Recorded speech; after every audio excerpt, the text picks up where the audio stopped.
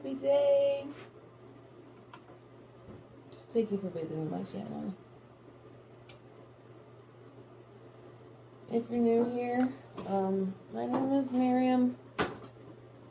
Oh, yay. If you're new here, my name is Miriam. I am an intuitive, a numerologist, an oracle, a lot of things. Whatever my ego needs to say to feel good about myself, whatever your ego needs to hear this better. You're seeing my face because it's time for you to hear something. I don't know. This might be the first time you were seeing me. This might be like the, 150th time you're seeing me.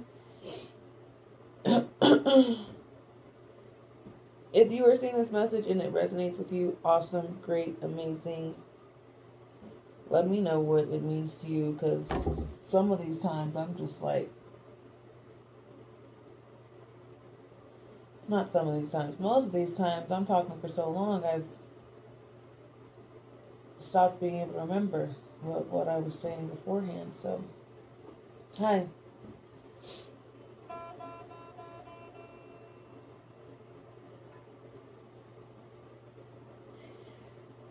It's so cute. That's what I'll say. You got a lot of cute stuff going on in your life. You got some stuff aligning for you. Like, maybe a new love coming in, a puzzle piece fitting in, finally, so you are seeing the full picture. And it's like all this time, you have been in a certain pattern and you are actively seeing yourself break the cycle in a way that is so comprehensive that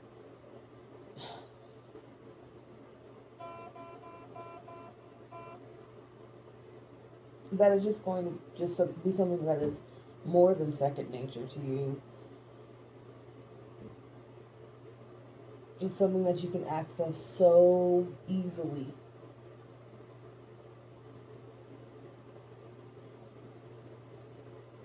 To be quite frank, like, say, even if it's like love, I'll just say love because this is going to be easiest for me to explain. A lot of life is like dating, finding a new house, applying for jobs, friendships. Because it's all relationships, it's all a relationship that we can have. And it's all ways that we can get rejected. And it seems like in the past, it's almost like you've been rejected by love. Not necessarily by your lovers, not necessarily but whether it be love from yourself or love from partners. Like, you'll be with them and it seems alright, and then for some reason, it's just not right. They're just not, it just isn't it. It just isn't it, and it sucks. Whenever you want to have a partner, they don't tick all the boxes.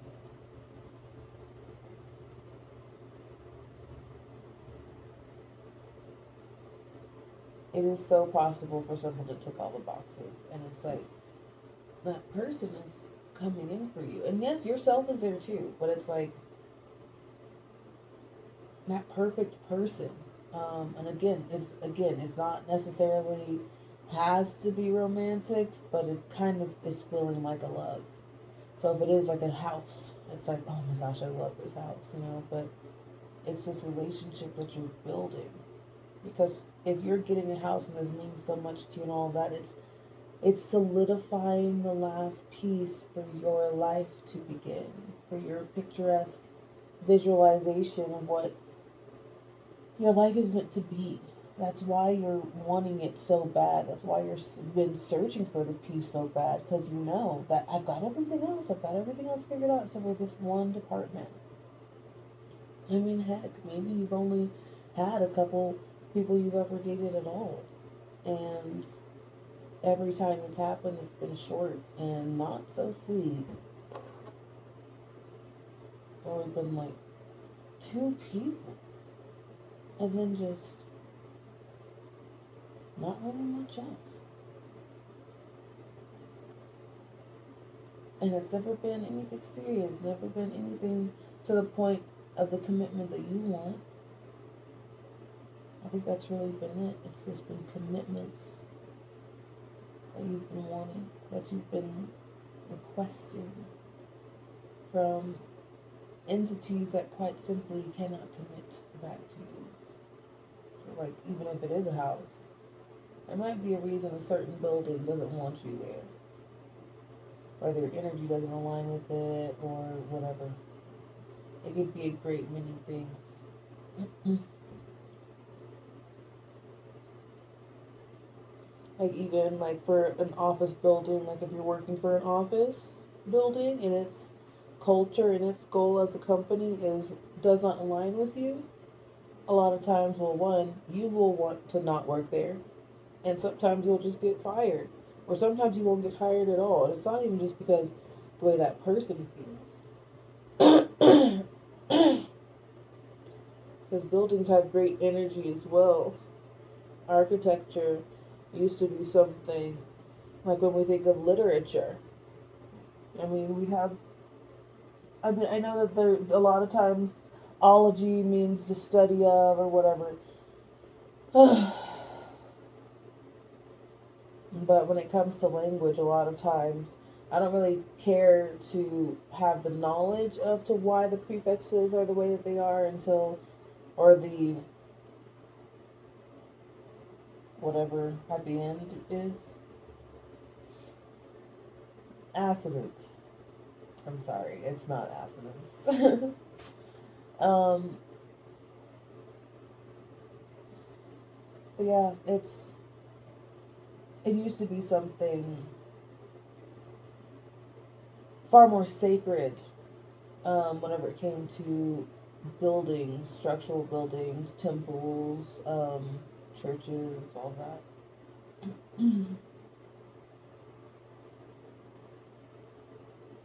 And it's because our environments have certain frequencies. Sure, we could look at the addresses and get the energy of your house based off of your address and all that. You can go in and do the numbers. Um, I mean, but you could also get the square footage of your house and go off of that. There's a lot of things that you can go off of. You can go based off of the rent of your house, depending on what your numbers are. Anyway, essentially, your compatibility is here now. And, like, kind of just in time for Valentine's Day.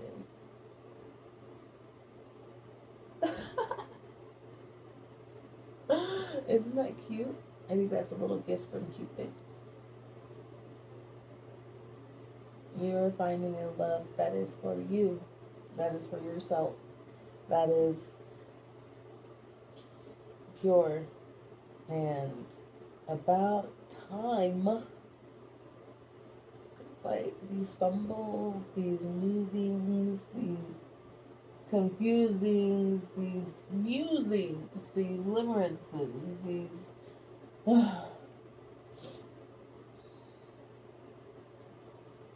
It's exhausting. Why would they do that? You know, before I met my partner, um,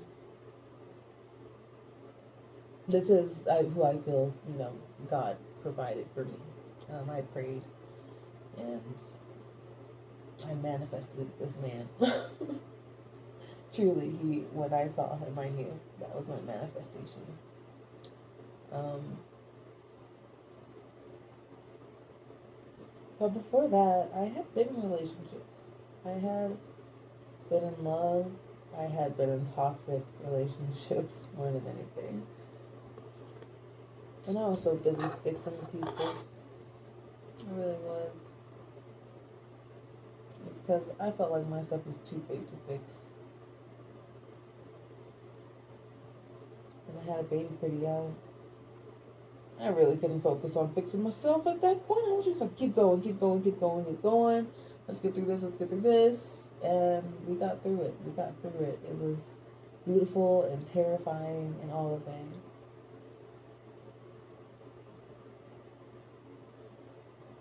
And when the father of my child and I split, it was a very hard time for me and confusing time because I never, ever, ever thought we weren't going to be together forever.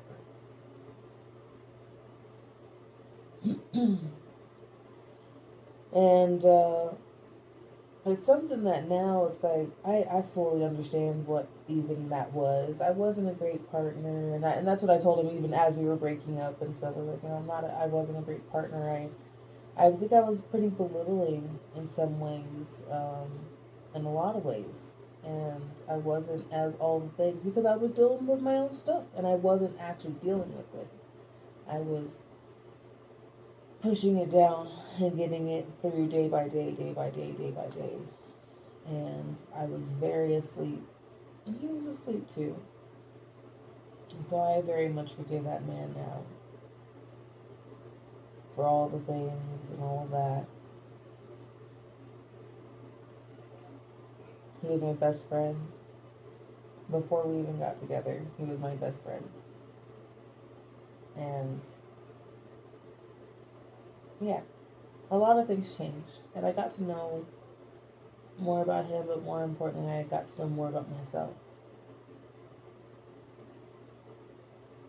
And I decided if I'm going to be dating, I am dating to find that person, the one I'm going to be with forever. I know exactly what I'm looking for based off of the qualities I want in a partner. That's what I care about most. Back then, I hadn't really tapped in all the way into my gifts, and so whenever I see people's faces, I can tell whether or not they look familiar to me. And if they're familiar, that means they will be significant in some way. I highly believe that you too have that gift. Okay? Okay. It's it's something that you can delve into a bit more. Looking through your past, how many times you looked up and saw someone and was like, even in seventh grade, my first boyfriend who I dated off and on in the very toxic relationship up until I was 19. From seventh grade till I was 19. Um, as soon as I saw him, I was like, that's going to be my boyfriend. I knew that. I knew that. And he was. He became one of my boyfriends eventually. So much so that he was a very significant part of my development and what I accept for love. There were times whenever because when we were off, it was really bad. And so whenever I was young, there was a time whenever he said, while we were on the off, obviously, that I'm so ugly that there's no way somebody would have molested me. And then he still, we still got back together eventually. Um, yeah, and that was a lot of off and on. It was a lot of, if you leave me, then this, and an obsession. And sometimes I was really scared of him.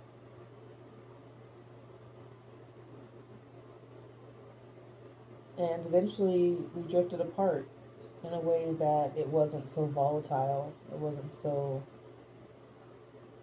much. It was mature. It was so sad. I was so sad.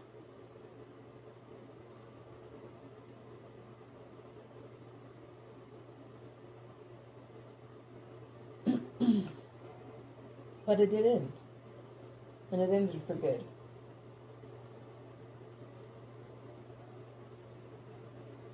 Then the father of my child.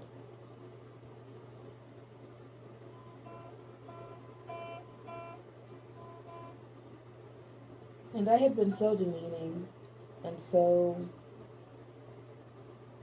upsetting to him and so emasculating to him. When he would touch me, I'd say, "Stop." I was very overweight at this point. Um,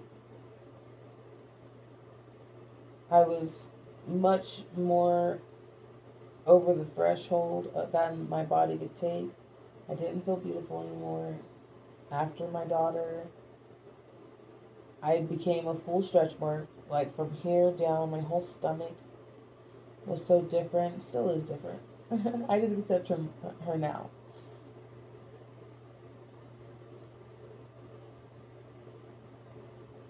And I didn't feel beautiful anymore. When he met me, we were like 19. He's a year younger than me.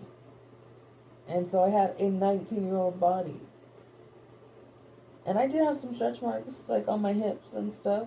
Because your girl was thick. Is thick. She's thick. Um, but my stomach changed drastically. And looking down at my body is the main way that people see their bodies. The worst angle possible, right? But he still wanted me all the time. I just didn't want to be touched. My body was so different. Um, Everything was so different. And honestly, I was frustrated all the time. I didn't feel attracted because there was so much lack of communication, so much expectations on him of me personally. Um, Not really taking into account everybody's issues. Granted, I didn't know a lot of things that were going on with him because these were things he was still working out with himself. Because we were young, we were babies having babies, and so whenever we split, that was like okay. These were my two significant relationships. Everything else was just kind of like, you're around. Um, but these were my two significant relationships that really formed things. I mean, there was a guy kind of in between them, another ginger, and he also cheated. Every single one of them have cheated on me in some way. Always made me feel like I wasn't worth it, or like that I had to be hidden, or that they weren't proud of me, proud to be with me. And so I wanted somebody who would be loyal to me. I wanted somebody who would help grow with me spiritually and help me grow, and somebody who could provide intellect to me and wisdom and understanding and patience and grace, and that I felt like more than enough for them. Not an obsession, not a need to control me, because that's what would happen with almost all of them was don't dress this way, don't look this way, don't wear makeup. Why are you doing your hair? Why are you doing this? And like the thing is I don't even like to do my hair that much. I don't even do makeup that much or dress up that much, unless I'm going to go do something. And so like if I'm going to work, if I'm going to an event, I will adorn myself. And that wasn't something I was allowed to do because it would cause insecurities in the relationship. It was always, well, who are you getting dressed up for? Would get jealous whenever I'd go hang out with my mom. Then one day, all of a sudden, it was okay to go hang out with my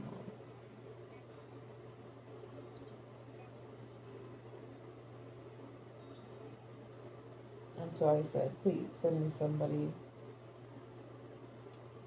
who will see my worth, so much so that I can see mine, who will love me purely, who does not need me to fix them or does not want me to heal them, because that's what I do for work.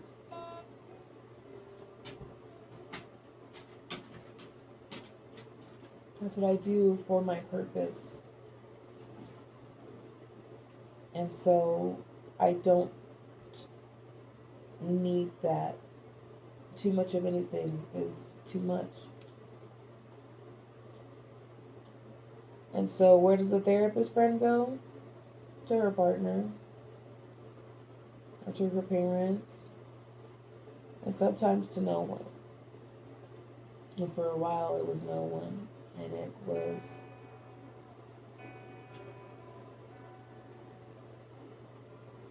nice getting to know me. Then I met my partner.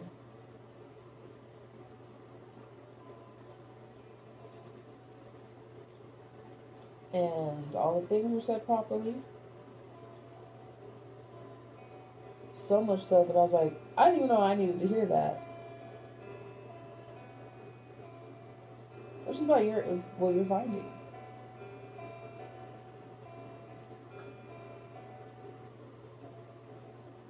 Quite simply,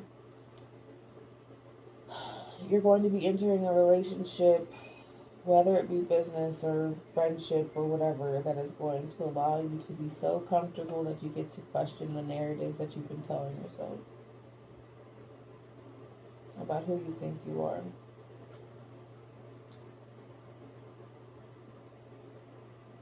Cupid, draw by Cupid, and let your arrow flow straight to my lover's heart for me.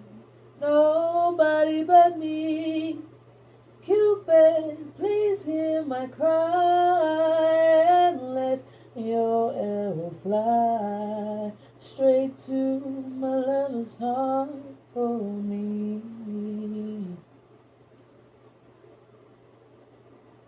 I love me some Sam Cooke. A change gonna come, I'll tell you what, and it's here. You know how Sam was saying, a change gonna come? It's here. It's this year. It's really, truly, it's really, really here. Like, it's really, really, really here. It's gonna be a nice time. It's going to be a great time. Okay? So, you're gonna be terrified though the whole time. Like you're gonna be like, wait. 22 is outside. I'm gonna say that because this is gonna be your first relationship where it is healthy and not all these other things and all these things that like helps perpetuate the cycles that you already believed about yourself. Because all those things made me feel like I was lacking. And baby, I'm a goddess. It sounds like a lot of work. That sounds like a lot of work. But my partner thinks I am, and that's all that matters.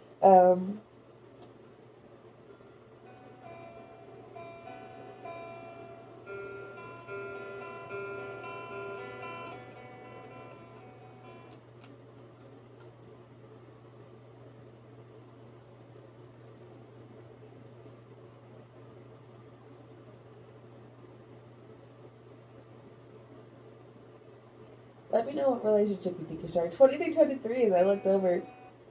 So go ahead and let me know what you're going to try differently. Because, like, say you've only been dating a certain type of person, try somebody different. Because that's what happened with my partner. I dated somebody different than what I usually dated. I dated outside of my usual, like, personality type. Ooh, my hot foot. My hot foot always be blowing out the middle. I don't know what's been going on with my right foot. But it has been just feeling like a heater vent out of the arch of my foot. It feels delightful. It's just also like, what's going on there? It feels delightful though. It feels like things are opening up with my warm energy. I tend to move in a lot more cold energy, so it makes sense that I would feel it in my feet so much because I'm a Pisces. Did you know I'm a Pisces?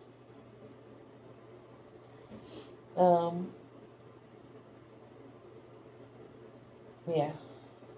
Pisces are ruled by their feet. So if you have Pisces in your chart, check and see if your feet are sensitive. I know some people who have like the least good relationships with their feet are Sagittarius people. Sagittarius people don't have like really good relationships with their feet. And I think Capricorns too. Usually the hoofed animals. Tauruses, not so much. Tauruses have good relationships with their feet, and Virgo is a hit or miss.